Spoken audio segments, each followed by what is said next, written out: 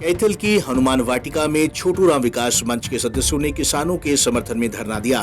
उन्होंने कहा कि सरकार को ये तीनों कृषि विरोधी कानून वापस लेने चाहिए, क्योंकि ये किसान ही नहीं परंतु व्यापारी, कर्मचारी और मजदूर विरोधी भी है।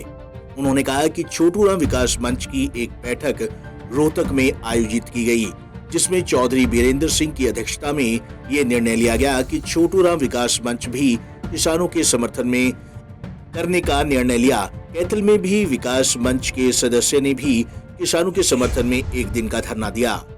हमने किसानों की मांगों को लेकर आज एक दिन का सांकेतिक धरना दिया है और देश के प्रधानमंत्री से हम अपील करते हैं कि वो खुद आगे आकर के इस आंदोलन को ख़त्म करवाएं और किसानों की ज़्यादा से ज़्यादा जो जायज़ मांगे हैं उनको पूरा करने का प्रयास करें। ये तो जो उनकी कोर कमेटी है उन्होंने निर्णय करना है भाई, वो जो सरकार बातें मान रही है वो उनको उस पर सहमत हैं या नहीं है। ये तो कोर कमेटी जो हाई लेवल की कमेटी वो फैसला करेगी इस पर। पिछले सप्ताह हमने रोहतक में एक राज्य स्तरीय मीटिंग की थी और जो हमारे मंच के संरक्षक हैं चौधरी बीरेंद्र सिंह, ये उनके आह्वान पर ये धरना दिया गया है और स्टेट मीटिंग में ये फैसला हो गया था भी जिला स्तर पर ये सारे सांकेतिक धरना दे करके कार्यकारिणी किसानों का समर्थन करेगी और किसानों को हर हाल में जो भी संभव मदद हो उसके की इस आंदोलन में करेगी।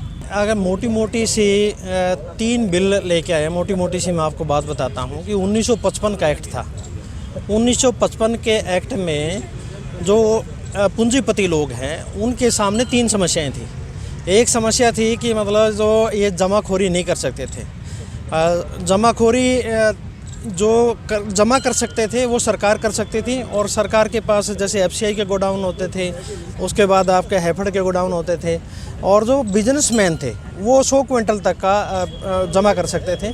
अगर उससे ज़्यादा जमा करते थे तो उसके दंड का प्रावधान था, उसको जमाखोरी में काउंट करते थे। एक तो ये समस्या थी। दूसरी समस्या ये थी कि जो मंडियाँ थी वो सरकारी मंडी थी APMC, और इसमें इन्होंने क्या किया है, जो निजी मंडियां साथ में, जो सरकारी मंडियों के साथ में निजी मंडियां खोलना शुरू कर दिया है जो इन पूंजीपति लोगों की होगी। और तीसरी जो समस्या थी कि किसान अपनी मर्जी से जो उसको लगता था कि इस फसल में मेरे को ज़्यादा बेनिफिट होगा तो वो फसल उगा लेते थे। तो इन्होंने कॉन्ट्रैक्ट फार्मिंग लेकर के ये लेके आए और कॉन्ट्रैक्ट फार्मिंग में इन्होंने मतलब अपने अकॉर्डिंग जो उन्हें लगता है कि मेरे को आलू में बेनिफिट होगा तो वो पूंजीपति आलू उगवाएगा, किसी को मटर में लगेगा कि मटर उगवाएगा। और इस तरह की जो इन्होंने मतलब एक तीनों बिल सरकार लेके आई वो पूंजीपतियों के हित में है, वो किसान के हित में नहीं है। इसीलिए किसान इसके लिए ज़्यादा प्रोटेस्ट में आया। और जो पंजाब का किसान है जो ज़्यादा संख्या में निकला, क्योंकि वहाँ कॉन्ट्रैक्ट फार्मिंग है, इस वजह से ही मतलब पंजाब के लोग ज़्यादा संख्या में निकले हैं। उसके बाद हरियाणा आया, उसके बाद पूरे देश के लोग उमड़े हैं।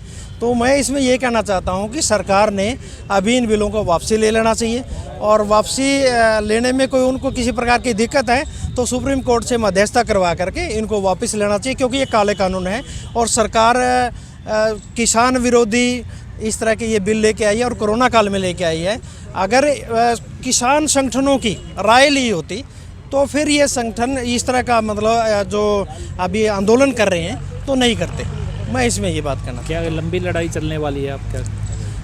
मैं तो ये कहता हूँ कि किसान तो तैयार हैं, किसान तो अपना राशन पानी लेकर के गए हुए हैं और वो सरकार के ऊपर डिपेंड करता है। सरकार चाहे तो वो कल ख़त्म कर ले, सरकार चाहे तो उसको 6 महीने चला ले, साल चला ले, तो वो चलेगी लड़ाई। किसान की तरफ से प्रॉब्लम नहीं आएगी किसी प्रकार की, वो आंदोलन को कंटिन्यू रखेंगे।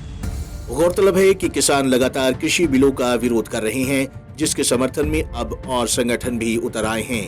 अब देखना ये होगा कि सरकार कब तक इस समस्या का समाधान निकालती है। Bureau report, Punjab Kesari TV, Chandigarh.